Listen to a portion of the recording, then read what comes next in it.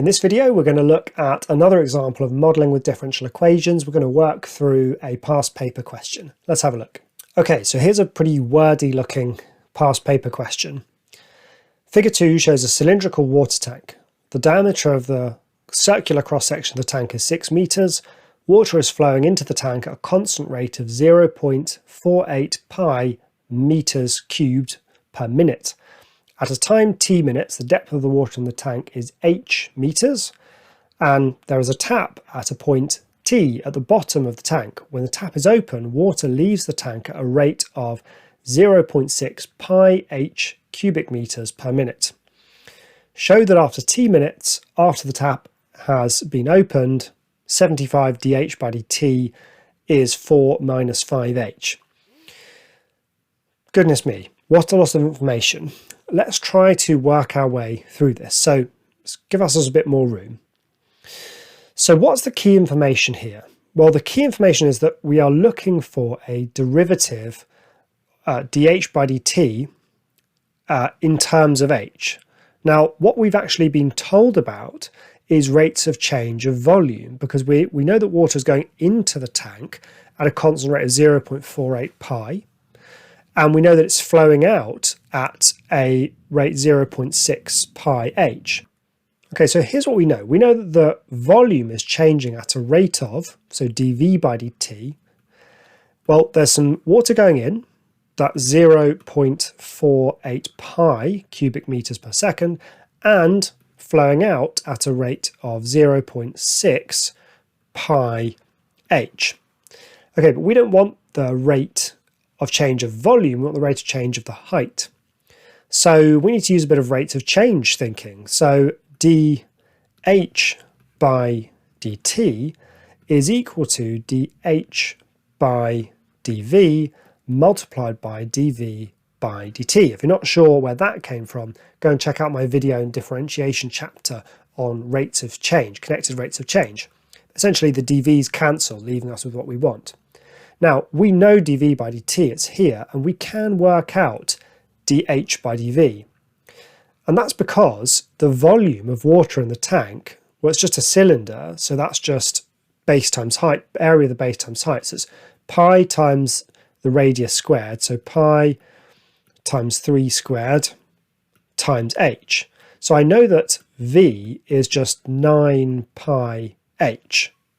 Well, that's good. That means that dV by dH is 9 pi. And that means that dH by dV, which is what I want here, is just 1 over 9 pi. So we're in a good place now, because look, dH by dt is dH by dV, which is just the reciprocal of this, 1 over 9 pi, multiplied by dV by dt, which is all of this. So 0.48 pi minus 0.6 pi h. Okay, what can we do? Well, first thing we can do is just cancel out the pi's. So pi, pi, pi. And, well, I'm just trying to tidy this up now. So why don't I multiply both sides by 9? So I get 9 dH by dt is 0.48 minus 0.6h. Okay, I'll continue over here. Is that what we want? Not quite. Well, I wanted a 4 here and a minus 5 there. Well, in situations like this, we can see that we're almost there, right? We've got something dH by dt equals a number minus a number times h. And I wanted 4 and I've got 0.48. So what do you need to multiply both sides by to get that? Well, you could just multiply both sides by 4 over 4.8, which is just 5/6. Well, you can just multiply both sides by 4 over 0.48, which is 25 over 3, just kind of forcing it into shape. If I multiply this by 25 over 3, I get 4. And I'll just check that all the others work. Well, 9 times 25 over 3 is indeed 75. So 75 dH by dt, and 0.48 times 25 over 3 is 4, and 0.6 times 25 over 3 is 5. So kind of awkward, surprisingly awkward numbers right at the end, but we do end up with the differential equation that we were asked to find. So let's keep going with this question. Part B was when t equals 0, h equals 0.2, find the value of t when h is 0.5. So it's just, we need to just solve this differential equation to have an equation linking t and h. So I'll do my separating variables. So that's going to give me 75 over 4 minus 5h. I need all my h's on this side because that's where my dh by dt is. And that's equal to 1. Well, now I can integrate both sides with respect to t. So that is 75 over 4 minus 5h with respect to h equals the integral of 1 with respect to t. Okay, bit of a tricky integral here. You might want to do a guess and check. Right, good old guess and check. Well, it's going to be ln because it's 1 over, it's something divided by a linear function. So why don't I guess ln of 4 minus 5h? Well, when I check, what do I get? Well, if I differentiated this, I'd get minus 5 over 4 minus 5h. Well, I didn't want minus 5, I wanted 75. So my guess was minus 15 times too small. Okay, because minus 5 times minus 15 is 75. So my answer is minus 15 ln 4 minus 5h, and that's just equal to t plus c. Okay, so normally at this stage I would start trying to rearrange to get h in terms of t.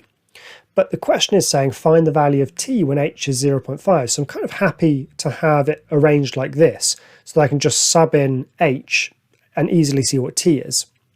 So I just need to work out what c is. So I'm going to sub in my boundary conditions here. When t equals 0, h equals 0.2. So what I have is minus 15 ln, and then it's 4 minus 5h. So that will be 4 minus 5 times 0.2. So that's just 3. And that equals 0 plus c. Okay, so now we know what c is. So that's good. So this equation is actually minus 15 ln 4 minus 5h equals t minus 15 ln 3. And if I really wanted, which I do, formula for time in terms of h, it's t equals 15 ln 3 minus 15 ln 4 minus 5h. Okay, so what's the value of t when h equals 0.5? Let's sub it in. So when h equals 0.5, t is 15 ln 3 minus 15 ln 4 minus 5 times 0.5 is 1.2. And what's the answer to that? Well, 15 ln 3 minus 15 ln 1.5. The answer is 10.397. Let's call it 10.4. So that's the value of time when the height is 0.5. Okay, I hope you really enjoyed looking at differential equations, modelling with differential equations, and indeed looking at integration. It's the end of a very long chapter on integration, but if you've got through all of it, well done. You hopefully know a lot more than you did when you embarked on this chapter. Okay, looking forward to see you in the next chapter.